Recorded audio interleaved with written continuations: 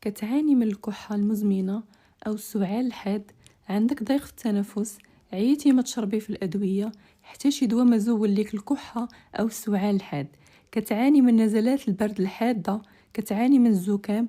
غنشارك معك الفيديو اللي غادي يهنيك من هاد المرض أو لا هاد الكحة المزمنة.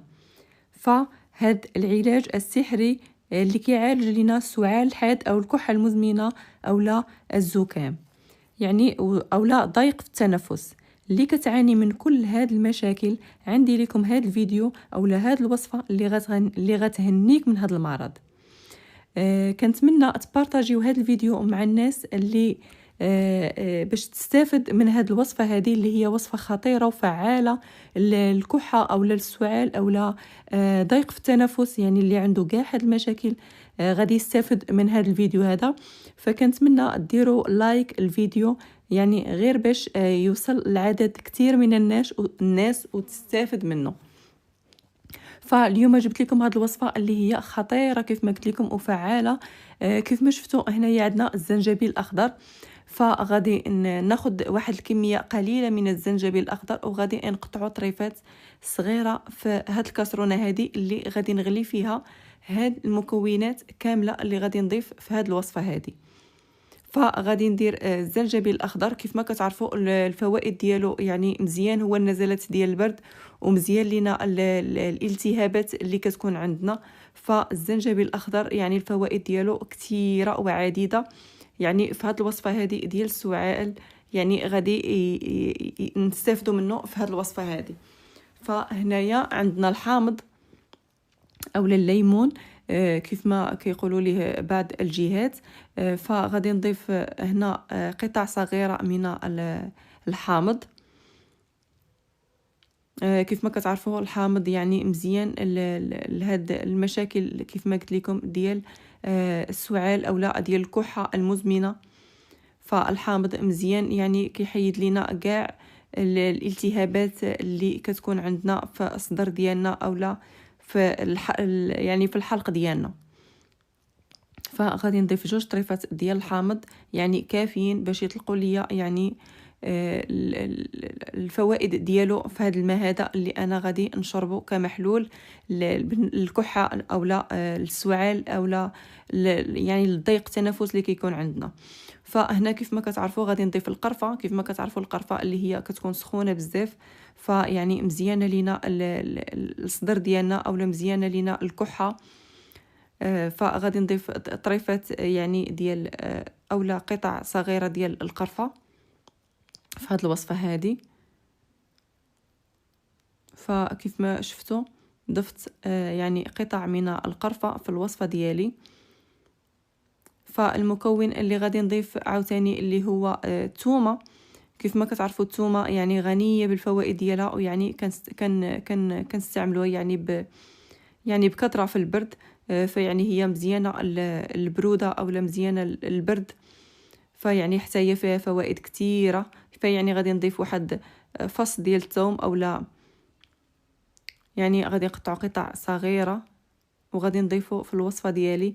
يعني هاد الوصفه غادي تكون غنيه يعني بالفوائد ديال البرد او لا يعني اللي كيحيدوا لنا يعني نزلات البرد او اللي عنده ضيق في التنفس كيف ما قلت لكم. فيعني غادي يستافد من هذه الوصفه هذه، وكنتمنى تبارطاجيو الفيديو مع الناس باش يستافدوا من هذا الفيديو هذا. فهنايا عندي الزعتر. يعني الزعتر باش يعني كيف ما كتعرفوا الفوائد ديالو حتى هو كثيره، يعني غادي نضيفه في هذه الوصفه هذه يعني باش يكمل ليا الفوائد، يعني باش نجمع بزاف ديال الفوائد في هذه الوصفه هذه. فالزعتر كنتمنى انكم تمشيو تقراو عليه، يعني فهو فوائد ديالو كثيره وعديده وغادي يساعدنا حتى هو على هاد نزلات البرد او لا السعال الحاد. فغادي نضيف كميه لا باس بها من الزعتر في هذه الوصفه هذه، وغادي نضيف الماء اللي غادي نغلي فيه هذه الوصفه هذه في فوق البوطه، يعني باش غادي هي اللي غادي نشربوا في هذه الوصفه هذه. فغادي نضيف كاس ديال الماء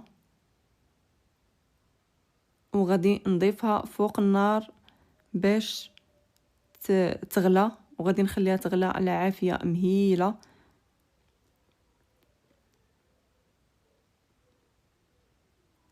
فيعني كيف ما قلت لكم هاد الوصفه غادي تهنيكم من نزلات البرد ومن الزكام او لا من السعال الحاد او الكحه المزمنه والناس اللي عندهم ضيق في التنفس.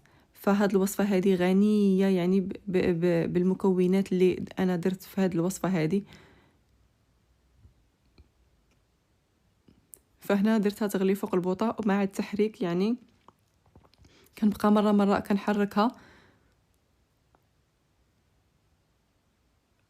كيف ما شفتوا المكونات كتطلق ليا الفوائد ديالها. فهاد الماء هذا اللي حنا غادي نشربوه فهو مزيان الكحه او لا السعال الحاد او لا ضيق في التنفس.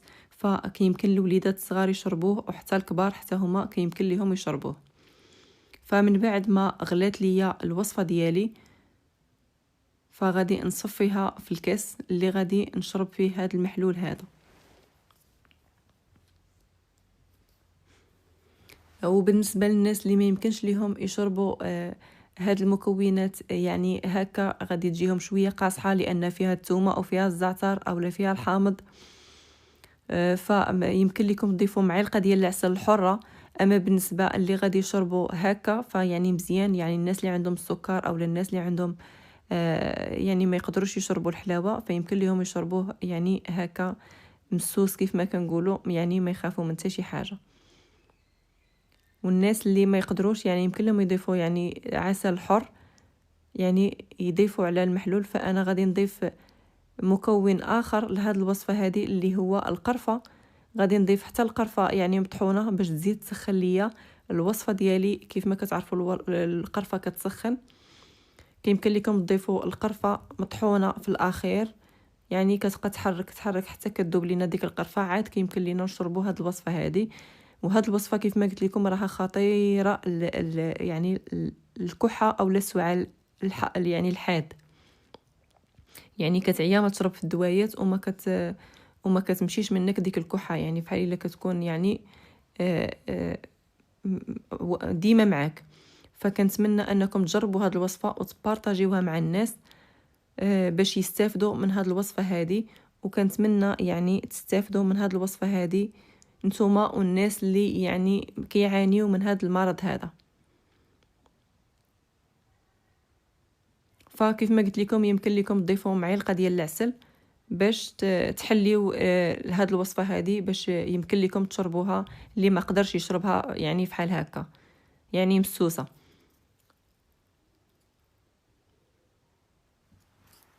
كنتمنى الفيديو تستافدوا منه وكنتمنى لكم يعني الصحه والله يشافي الجميع ان شاء الله يا رب.